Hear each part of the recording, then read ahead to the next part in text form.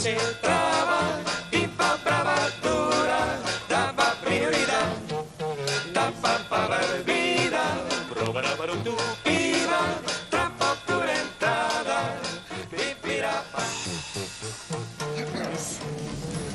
Se abre la sesión para dar cuenta de la publicación del libro. Todos tenéis la invitación y sabéis de lo que se trata. Tiene la palabra don Elías Dieguez.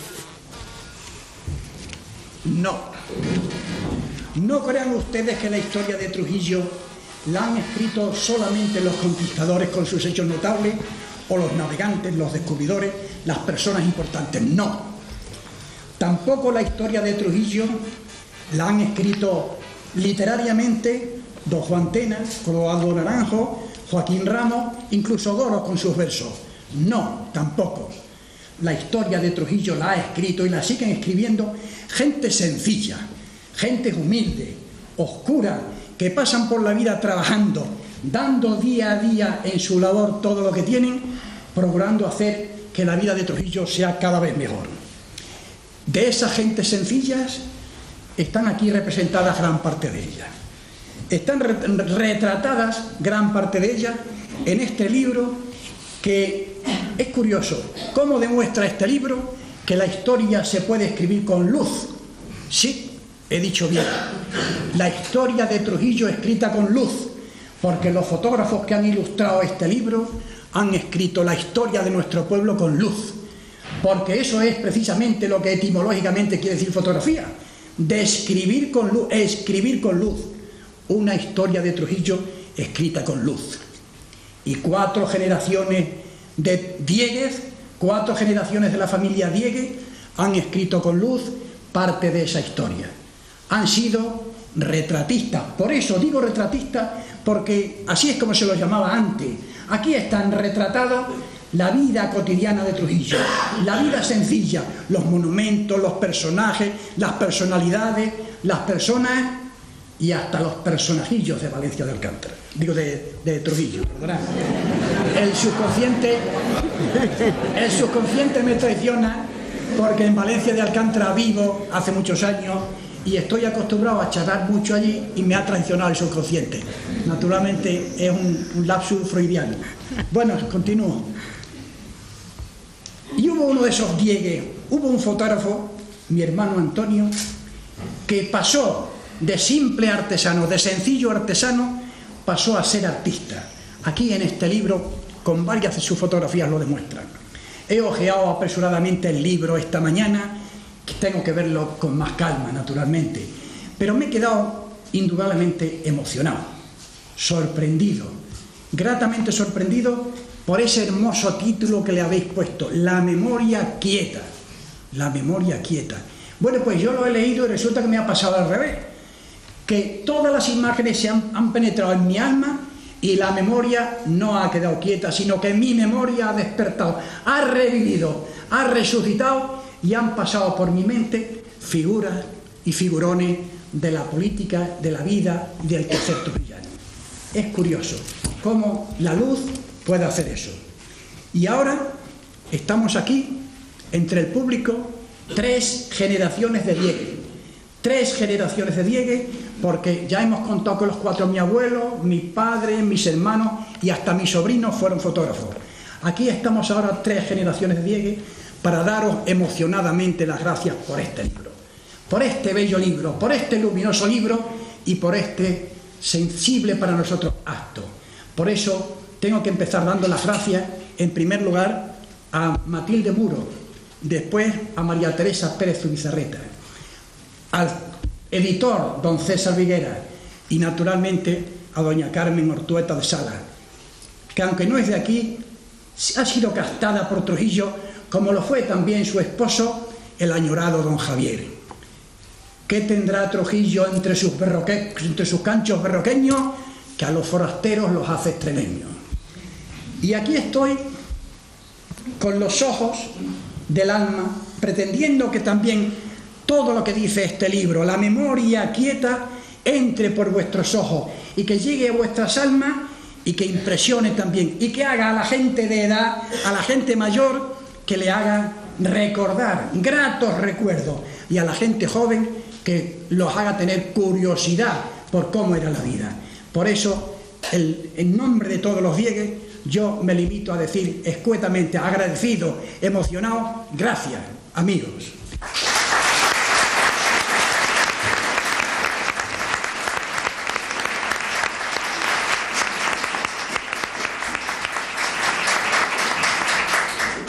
Muchas gracias. Tiene la palabra César Viguera. Señoras y señores, muchísimas gracias por su presencia. Puedo decirles únicamente que hemos puesto todo lo que haya posible en la realización y espero que ustedes lo vean. Muchas gracias.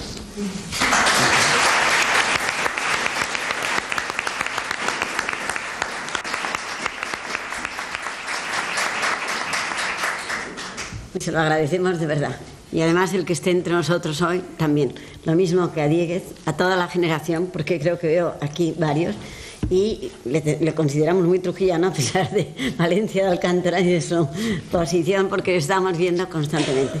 Realmente la Coria hoy se exalta y se envanece casi, diría yo, de este acto tan trujillano, tan auténtico y que, como hemos ya pensado todos, enriquece tanto nuestro patrimonio, que fue la verdadera razón, como sabéis, de venir nosotros aquí. El patrimonio histórico, el patrimonio artístico de Trujillo realmente nos apasionó, nos hizo trujillanos, como acabas de decir, y el ver hoy enriquecido nuestro patrimonio cultural con esta asistencia, con este nuevo libro, que nos hace a todos participar de ese libro, porque parece que nos han aportado a la historia de Trujillo algo nuevo, algo mucho más cercano, que las caras enriquece constantemente. Ahora vamos a escuchar a las autoras, y tiene la palabra Matilde o María Teresa, cualquiera de las dos, porque las dos son autoras. Pues empieza, Matilde, por favor. Cuando se planteó en un momento determinado de la confección del libro la necesidad de poner un orden en la aparición de los nombres en portada, era inevitable, teníamos que poner el nombre de los autores en portada. Yo le dije a María Teresa, bueno, tú eres mayor, entonces las personas mayores tienen que ir siempre delante, tú la primera. María Teresa me contestó, dice, mira, somos personas que no nos conoce nadie fuera de Trujillo. Entonces siempre van a decir, este libro es la memoria quieta de fulanita y menganita, yo prefiero que tú seas fulanita y yo menganita. Bueno, esto ha sido la constante de la fabricación del libro, ¿no? Un constante buen sentido del humor, una constante concesión de cosas por ambas partes, una constante lucha pasiva, como dice Carmen. Carmen ha presenciado muchas de las disputas. Y al final ha salido esto, que gracias a la ayuda de César Viguera, gracias a la ayuda de doña Carmen Salas, que nos lo ha prologado, gracias a sobre todo el pueblo de Trujillo, que nos ha colaborado con sus fotografías, hemos conseguido algo que Trujillo hasta entonces no tenía. Yo creo que es un libro importante, es un libro que pesa casi 2 kilos, es un libro precioso, en este momento para nosotros como un bebé, el que estamos con ganas de besarlo constantemente y tocarlo, porque ha llegado aquí hace 2 horas solamente. Y estamos tan agradecidos a todos ustedes, tan agradecidos porque nos han dejado lo mejor de lo que tienen en su casa. Son las fotografías. La fotografía yo considero que es un instrumento íntimo, es algo que sacarlo a la luz es todo nuestro cariño. Muchas gracias.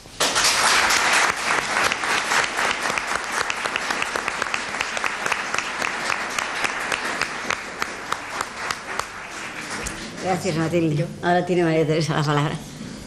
Hay aquí una representación muy buena y porque además la familia Diegues ya, como ha dicho Elías, pues tiene una tradición que está muy representada.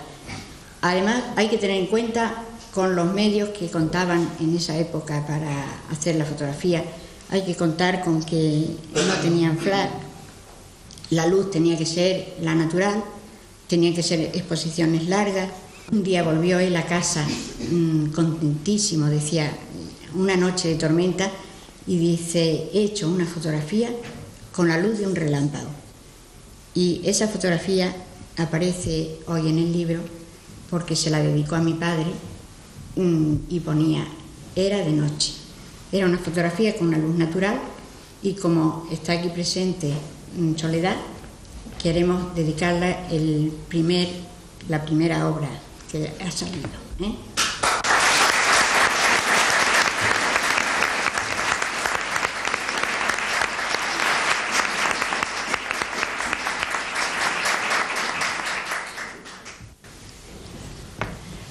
¿No sabéis que vamos a hacer fotos?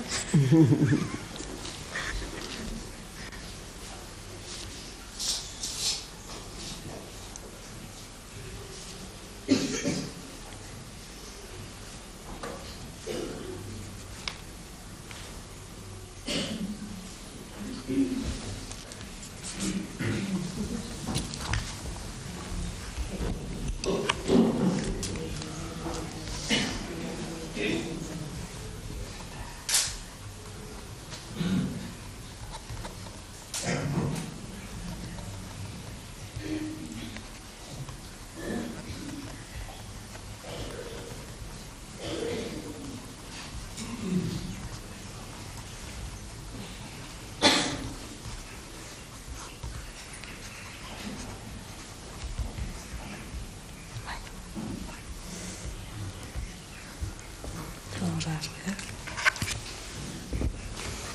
Vamos a ver la soledad. ¿Puede venir a por él? Por la agobia.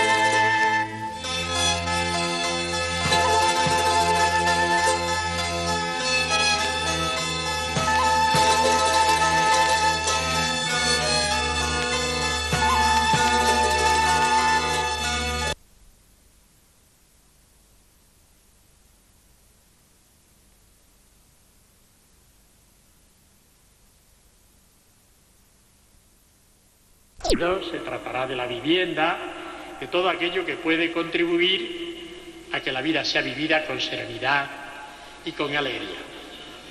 ¿Y por qué se lo pedimos? Pues se lo pedimos porque es Padre. Lo estamos diciendo en estos días y lo decimos todos los días cuando rezamos el Padre Nuestro. Padre, Padre nuestro. A ese Padre que hace germinar, dice el Salmo 104, hierba para el ganado y plantas para el servicio del hombre, haciendo salir pan de la tierra y vino que alegra el corazón del hombre. a ese Padre porque es providencia y que nos ha dicho que no estemos obsesionados de qué vamos a comer mañana y de cómo nos vamos a vestir, siendo así que los pájaros del cielo sin sembrar comen y los lirios del campo sin hilar se visten de hermosura. Pero ¿cómo y cuándo dice el Señor esto? Lo dice en el Sermón del Monte, advirtiendo acerca del afán de almacenar tesoros en la tierra, mientras se olvida o se relega a segundo plano el reino de Dios. Por eso en ese Sermón del Monte dice, buscad primero el reino de Dios y su justicia, que todo lo demás se os dará después por añadidura. El cristiano no busca almacenar tesoros en la tierra, sabe vivir día a día,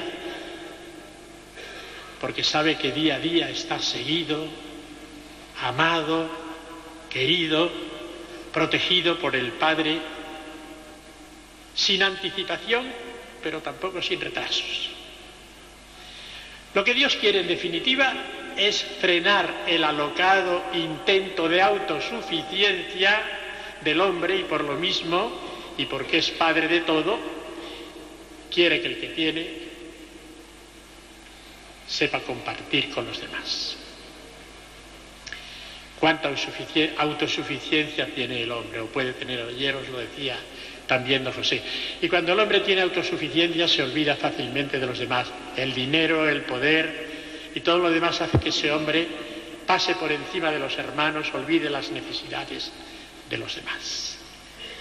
Ya lo dijo el filósofo Thomas Hobbes, homo homini lupus. El hombre es un lobo para otro hombre.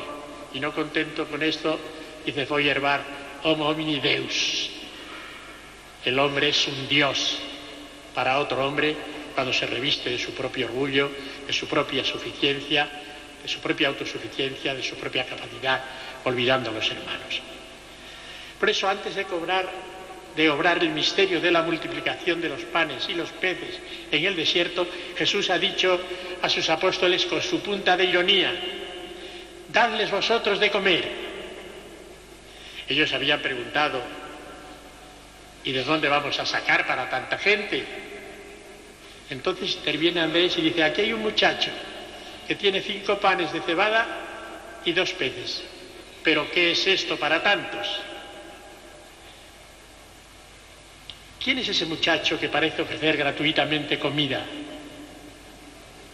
Es un cristiano anónimo que cruza el reino de Jesucristo, el reino de Dios, sin dejarnos siquiera su nombre. Sin embargo, es posible que sin su generosidad el milagro no se hubiera operado, no se hubiera hecho. Quien hizo el mundo de la nada, Dios, construye el milagro sobre nuestras naderías, pero no sin ellas. Por eso, lo mismo que llamamos Padre Nuestro, tenemos ahora que decir el pan nuestro, no el pan mío, el pan nuestro. Sabéis que son millones de hombres los que carecen del pan de cada día. Y el Señor quiere que colaboremos, quiere valerse de nuestro esfuerzo y de nuestra generosidad. Esta es la que realiza la fraternidad. Ya no está físicamente presente en el mundo como estaba en los tiempos de Palestina cuando Jesús obraba los milagros con aquella facilidad. Tenemos que pedir que envíe un José iluminado que abra los graneros del mundo, los graneros de la tierra, que dé luz a los científicos, que dé audacia a los gobernantes, que dé solidaridad a todos para proveer el pan de cada día a los hijos de Dios que andan dispersos por el mundo. Quien reza bien esta oración, queridos hermanos, y estamos intentando nosotros estas noches aprender a rezarla siquiera un poquito mejor, quien reza esta oración sabe que la vida es una aventura que se vive en fraternidad, que se vive en comunión con los demás, con otros hermanos. Los egoístas no encontrarán un rincón en esta oración en el que refugiarse. Es una oración exclusiva para niños. ¿Sabéis lo que pedirían los adultos? Pedirían automóviles y pedirían acciones de banca. Un niño pide un mendrugo de pan. Y es una oración de pobres, porque solo los pobres saben y tenemos que saber que podemos confiar que Dios nos abandona y que tendremos con seguridad el pan nuestro de cada día, el de hoy y el de mañana, y la bebida suficiente para alimentarnos. Pan material, pero no solo pan material, pan también de la palabra. Acabamos de decir que el pan es un alimento primordial y un sustento primordial para el hombre. Es cierto. Pero también es cierto, lo decíamos antes, que no solo de pan vive el hombre. Jesús lo dijo en las tentaciones del desierto. A la indicación de Satanás, di que estas piedras se conviertan en pan. Jesús le contesta, no de solo pan vive el hombre, sino de toda palabra que sale de la boca de Dios. No se puede en cristiano separar el pan de la palabra. Desde que Cristo se hizo hombre, los intereses del cielo son los intereses de la tierra y viceversa. A Dios le interesa salvar a sus hijos y alimentarlos. Y cuando estuvo entre los hombres, se preocupó de predicar y de dar pan a las multitudes hambrientas que buscaban su predicación. El pan y la palabra, palabra y pan, pan y palabra, eran para Jesús dos necesidades profundas, ninguna de ellas vergonzosa, las dos imprescindibles para una vida verdadera. Y es aquí y ahora, queridos hermanos, donde entra de lleno la Virgen nuestra Madre, como Virgen orante y como Virgen oyente de la palabra de Dios nuestro Señor.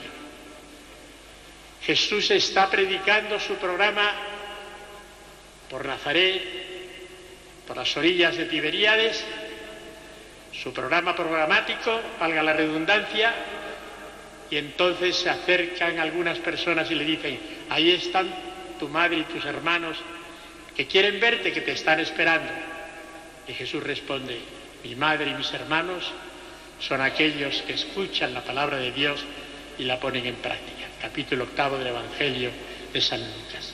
Y un poquito más adelante, en el capítulo 11, una mujer salida del pueblo, una mujer sencilla como cualquiera de vosotras, las que estáis aquí. Dicen los teólogos y los comentaristas que posiblemente, atraída por la hermosura física de Jesús y por la grandeza de su palabra, se acerca para decirle un piropo y le dice, bienaventurado el seno que te llevó y los pechos que te amamantaron. Y responde Jesús, más bienaventurados todavía los que escuchan la palabra de Dios y la ponen en práctica. Y nos quedamos todos un tanto sorprendidos, como si en definitiva hubiera una especie de preterición. No digo de desprecio, que esto nunca podríamos pensarlo, pero sí de preterición por parte de Jesús hacia su madre.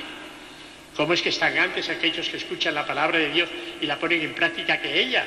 Dice Juan Pablo II en aquella preciosa encíclica sobre la Santísima Virgen, dice, no, es que ella fue la primera que supo escuchar la palabra de Dios y ponerla en práctica, y por eso es más madre todavía que no físicamente, porque escuchando la palabra de Dios y poniéndola en práctica se convierte mucho más en madre. Lo diría antes y lo había dicho San Agustín, el obispo al que aludíamos antes. María supo engendrar por la fe en su mente y en su corazón antes que por la carne en sus entrañas al Hijo de Dios.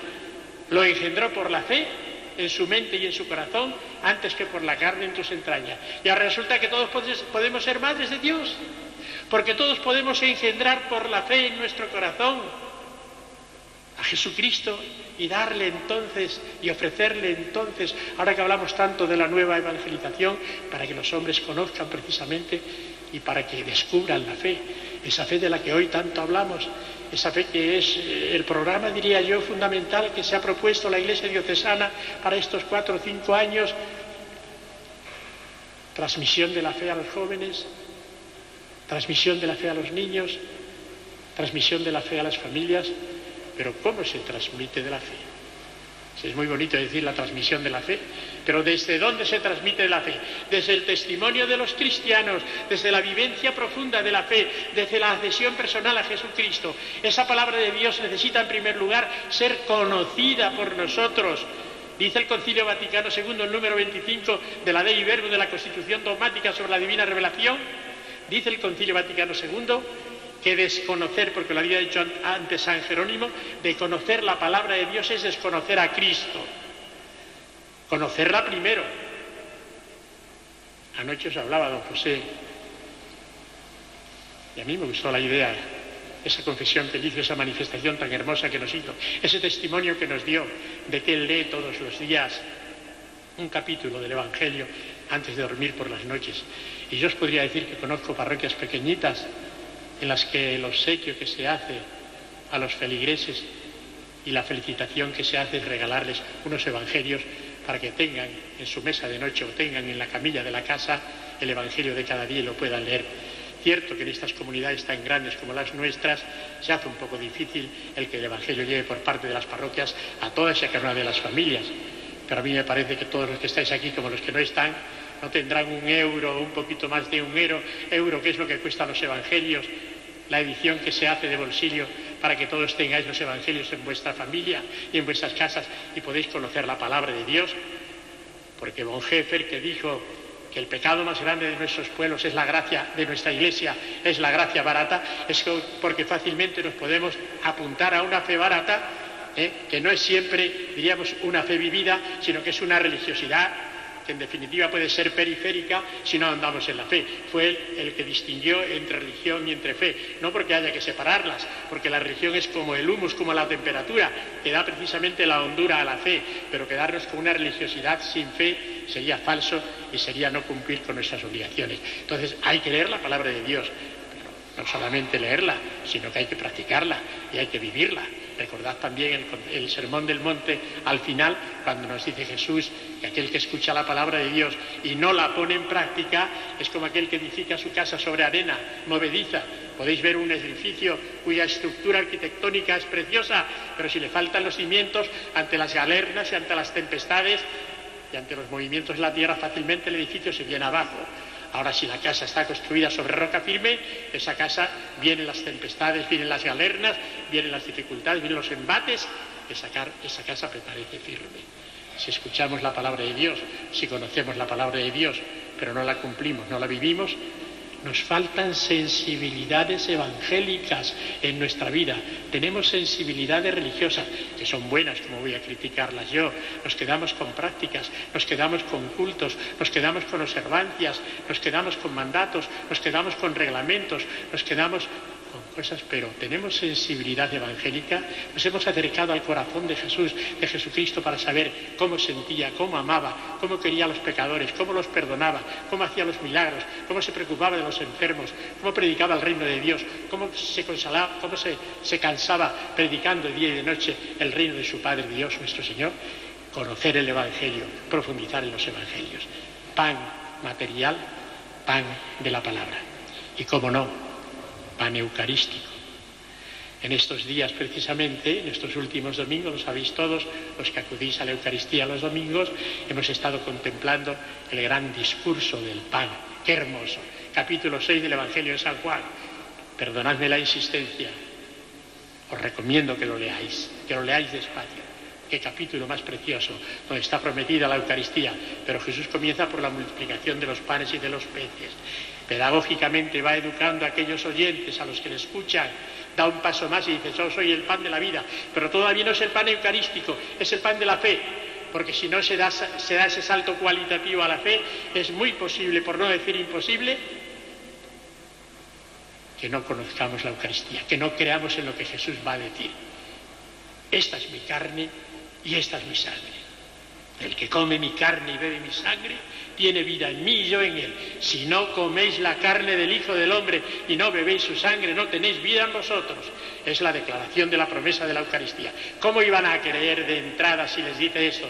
Se escandalizarían. Se escandalizaron después Aquí está lo que los teólogos llaman la crisis de Galilea, en el capítulo 6 del Evangelio de San Juan, cuando después de que Jesús ha hecho la declaración de que Él se va a quedar ahí, el pan que ellos van a comer es cuerpo de Cristo y que la sangre que van a beber es sangre, el vino que van a beber es sangre de Cristo, empiezan a decir, dura es esta palabra, duro es esta manera de predicar. Y se enfrenta Jesús con los discípulos, con los 12, y les dice, también vosotros queréis marcharos. Y San Pedro, con aquella espontaneidad que le caracterizaba, dice, ¿dónde vamos a ir? Si tú tienes palabras de vida eterna. Necesitamos adherirnos a la Eucaristía. Hermanos, el tesoro más grande que tiene la Iglesia es la Eucaristía. Y yo no sé si siempre estimamos suficientemente la Eucaristía. Adorar a la Eucaristía tiene una capacidad revolucionaria impresionante. Si el pueblo cristiano, si los cristianos supiéramos ahondar, diríamos, en la capacidad revolucionaria que tiene la adoración, postrándonos de rodillas delante de ese Dios que se ha quedado presente, sustancialmente presente en nosotros. ¿Para qué? Para que se realizara en nuestra vida eso que se realiza en las especies eucarísticas. Lo sabéis todos, lo sabemos todos por el catecismo. Decíamos de pequeñitos cuando íbamos a la catequesis, ¿qué hay ahí en el pan? Pues pan y vino. ¿Qué hay en las especies después de consagrada, cuando el sacerdote pronuncia las palabras de la consagración? Cuerpo, sangre, alma y divinidad de nuestro Señor Jesucristo. ¿Qué queda del pan y queda del vino? Las especies, lo externo, los accidentes. ¿Qué tendría que quedar en nuestra vida después de comulgar todos los días? Sobre todo los que comulgamos cada día, los accidentes. Externamente somos como éramos, me río como me reía, me llaman como me llamaban, pero interiormente ya no soy yo, sino que es Cristo quien vive en mí. Mi vida es Cristo, dice San Pablo. Yo no soy ya quien vivo, sino que es Cristo quien vive en mí. Nos hemos transformado en Cristos vivientes, nos hemos convertido a Cristo los que comulgamos todos los días, y después, porque nos hemos convertido en Cristo, sabemos prolongar y proyectar esa Eucaristía cuando salimos de la misa de cada domingo para celebrar la misa del día entero y para llevar sencillamente ese amor que hemos recibido en el sagrario y en la comunión a los hombres, nuestros hermanos, particularmente a los más pobres y a los más necesitados. Porque, ojo, que recibir la Eucaristía es lo más grande que el hombre tiene, pero ya lo dice San Pablo en la primera carta a los romanos, que se cuide muy bien el hombre. ¿Por qué? Porque veía que iban a comulgar, que se acercaban a la Eucaristía, unos que iban llenos de comida y de bebida y otros pobrecitos que no tenían lo suficiente para comer, y decían que se cuide el hombre antes de recibir indignamente el cuerpo y la sangre de Cristo, no sea que comiéndolo y bebiéndolo indignamente se trague y se coma su propia condenación. Una llamada muy cariñosa, os lo digo de verdad, porque no quiero hacer juicio de valor, Dios me libre a mí, lo tendría que hacer a mí mismo, de las personas, pero cuántas veces tendríamos que pensar, todos los que vamos a comulgar, cada día en las bodas, en los funerales, en los bautizos, en las celebraciones grandes, numerosas, comunitarias, todos los que vamos, esas largas filas de comulgantes, ¿estarán o estaremos en gracia de Dios? ¿Nos acercamos suficientemente al sacramento de la reconciliación para llevar el alma limpia y el corazón limpio? Porque si no, puede que estuviéramos, Dios no lo permita, tragándonos nuestra propia condenación. No será así, ¿verdad que sí? No. Pero que por lo menos tengamos ese respeto, esa reverencia santa a la Eucaristía. Termino. Pan material, pan de la palabra, pan eucarístico, y todo ello presagio del pan escatológico, porque en definitiva este pan de la tierra, tanto el material como el de la palabra, como el de la Eucaristía, nos está preparando para el pan de la escatología, para el pan del final de los tiempos, cuando seremos todo en todos con Cristo, cuando podremos participar en las bodas del Cordero, como dice el Apocalipsis, y celebrar allí ese banquete, diríamos, que nos ha preparado el Señor, como dice el profeta Isaías. Queridos hermanos, hermanas, que la Santísima Virgen, que se asoció a la Pascua de Cristo y ha conseguido ya la victoria definitiva, nos conceda la gracia de alimentarnos de este pan de vida, para que podamos un día alimentarnos de él en la Pascua eterna, allí, como dice el profeta Isaías, donde ya no hay ni muerte, ni luto, ni llanto, ni dolor, porque el primer mundo ha pasado. Que así sea.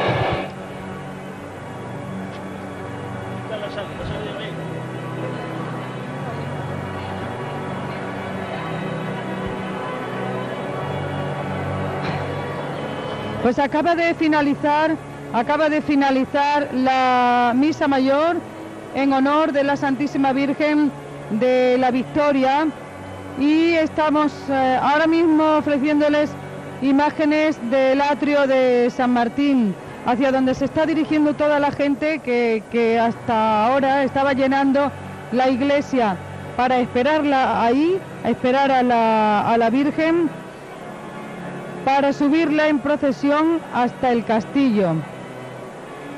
Una procesión multitudinaria, porque no es solamente la gente que esté aquí en la iglesia, sino que también son muchas las personas que están esperando a la Virgen y que no han entrado en la iglesia para la celebración de la misa, pero sí quieren acompañarla en la subida hasta el castillo. Como decimos, un día de muchísimo calor, en el que se recomienda pues tener precaución de cualquier manera. Ya les hemos comentado que se van a repartir botellas de agua para aquellas personas que lo necesiten, y que habrá también preparada una ambulancia de Cruz Roja por si pues alguna persona pudiera sufrir una lipotimia, me imagino.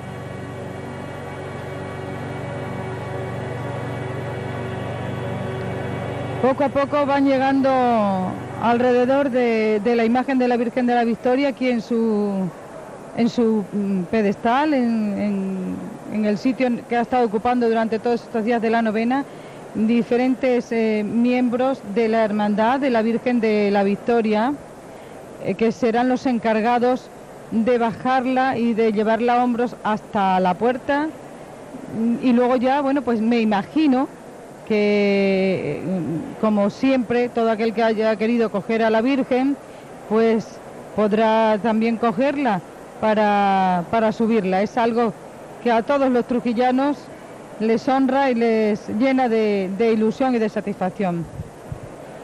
Vemos cómo poco a poco van desmontando las flores, los centros que han estado adornando a la Virgen durante todos estos días de la novena, que se ha cambiado hasta 3 veces a lo largo de la novena la decoración floral de la Virgen de la Victoria, y tenemos que decir que está realmente bonita, o estaba, porque se está desmontando ahora mismo todo. Pues nosotros tenemos también aquí a nuestra compañera Sofía de Tapia, que ha seguido todos los días esta novena y que estamos...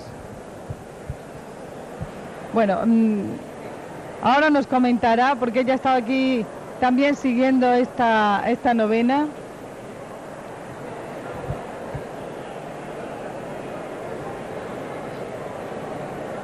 Pues todos preparados, maceros que también acompañarán a la Virgen en la subida, la banda municipal de música que la espera siempre fuera en la puerta para sacarla también a los acordes del himno nacional.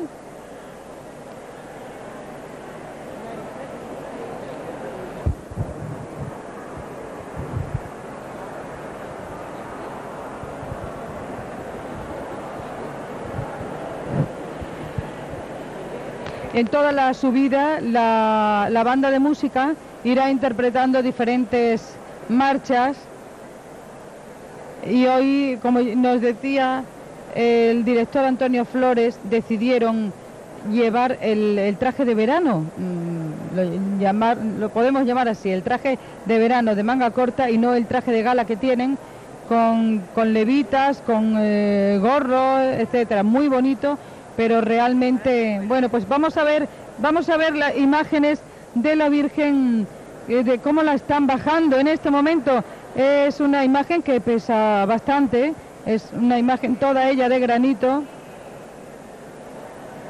y que es un momento delicado, pero que las personas que lo llevan a cabo son las que año tras año se encargan de ello y saben exactamente por dónde deben bajar a la Virgen para que no haya ningún problema.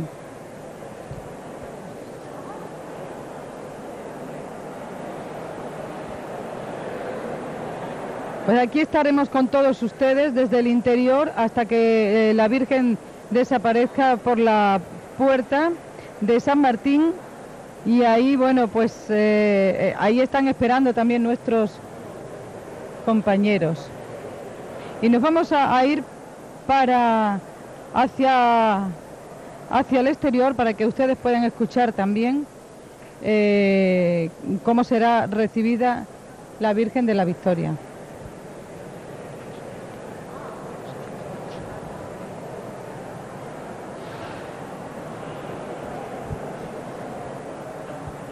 La zona...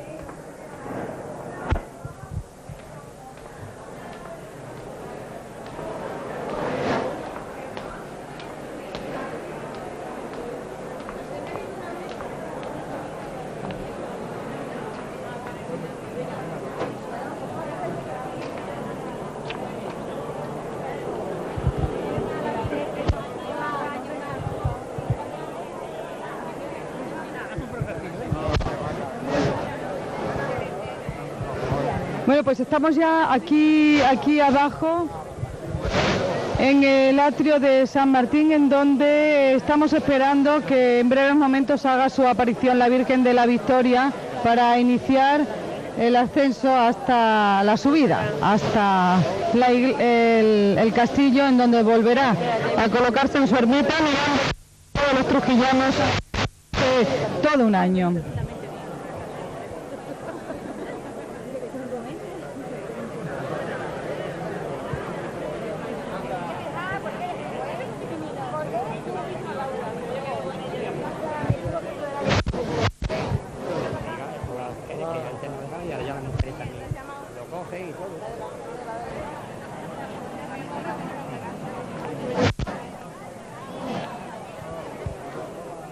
Ahora, ¿dónde ha ido TVT? Bueno, vamos a hablar aquí con algunas personas que nos encontramos y que nos pueden hacer un balance, como es Agustín Villanueva, como es nuestro amigo también de la Hermandad de Madrid. ¿Qué os parece las fiestas que ya están terminando, esta fiesta religiosa de la Virgen de la Victoria? A él, mejor pregúntaselo a él, que habrá estado... Bueno, en este momento la vamos a subir al castillo, que es lo más grande que tenemos en Trujillo, nuestra Virgen, y vamos a subir con este calor tan enorme que hace, pero se suda, se puede sudar todo lo que se pueda, llevando a la Virgen aquí, en este hombro o en este. Y luego pues eso, tenemos nosotros también nuestra Virgen en Madrid, que en octubre sabéis que tenemos la fiesta, y aquí estamos siempre al cañón a nuestra Virgen, a nuestro pueblo, que es nuestro pueblo. Y nada, deseando de que salga para aplaudirle, para subirla. Un recuerdo desde aquí quisiera para Guadalupe Carrasco, pues sí, y para nuestra querida Luisa Porras, que ha sido camarera de la Virgen tantos años. Hemos tenido, no quiero decir nada porque estamos en fiesta, no, pero relativamente a nosotros ha sido un palo muy grande. Pero espero que la gente sepa que nos tiene que apoyar más, porque hemos perdido a dos personas muy importantes en la Hermandad de Madrid.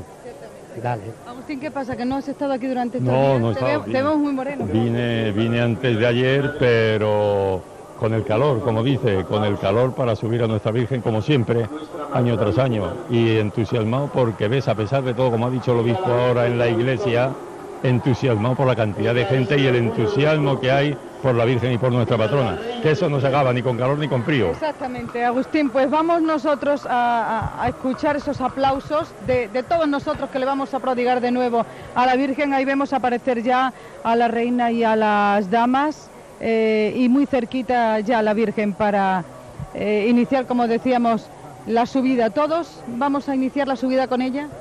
Todos, sí, porque además no importa el calor, no importa la cuesta, no importa el piso, hay que ir con ella, por lo menos tantas y tantas personas, sobre todo como les ocurre a estos madrileños o a los andaluces o a los cacereños que no están aquí todo el año, que ponen todo su entusiasmo en el día de hoy, porque nosotros los trujillanos, raro es el que a lo largo del año y a lo largo del mes no sube por lo menos algún día que otro a saludarla y a verla. Así que hoy, que es su día grande, pues mucho más interés en subir hasta su morada para dejarla allí. Bueno, pues aquí está ya la procesión, la Virgen, y el sonido que le vamos a dejar que hable por sí solo.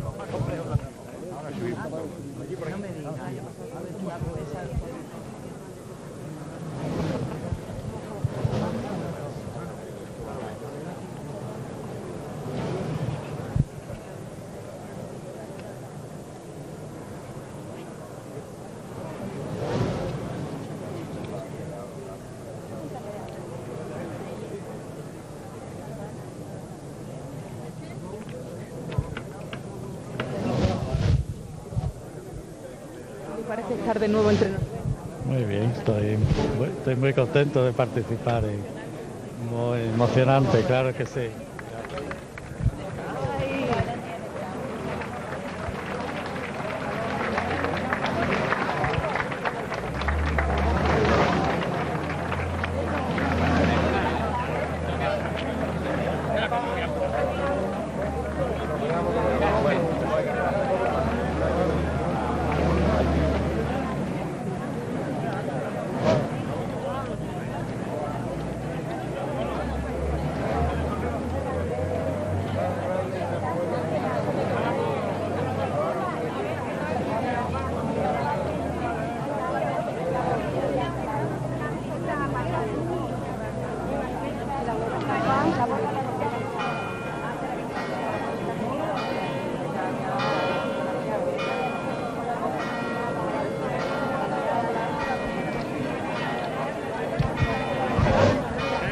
Pues ahí estamos ya viendo por última vez este año a la Virgen de la Victoria desaparecer ya hacia el castillo. Como ven, son muchas las personas que en estos momentos suben para despedirla definitivamente allí arriba, en un acto otra vez muy emotivo en el que se cantará otra vez una salve muy sentida, la última, quizá más fuerte que ninguna, para definitivamente dejar allí a la Virgen de la Victoria. Y nosotros en este punto vamos a despedir la conexión esta mañana y bueno, espero que todo haya salido como nosotros lo teníamos previsto, que haya sido de su agrado y que hayan seguido a través nuestro, a través de Localia Televisión, todos los actos religiosos en honor de la Santísima Virgen de la Victoria. La fiesta continúa, han comenzado ya los festejos populares y esta misma tarde a las 6:30 dan comienzo las capeas para hombres en la Plaza de Toros de Trujillo. A caballo,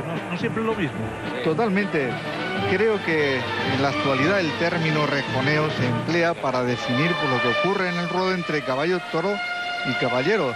Y no es así. El rejoneo fue una modalidad de ecuestre taurina practicada por los nobles, por los caballeros en el siglo XVII, ¿no? Como fue, por ejemplo, pues el conde de Orgaz, el conde de Villamediana, incluso reyes, Felipe IV.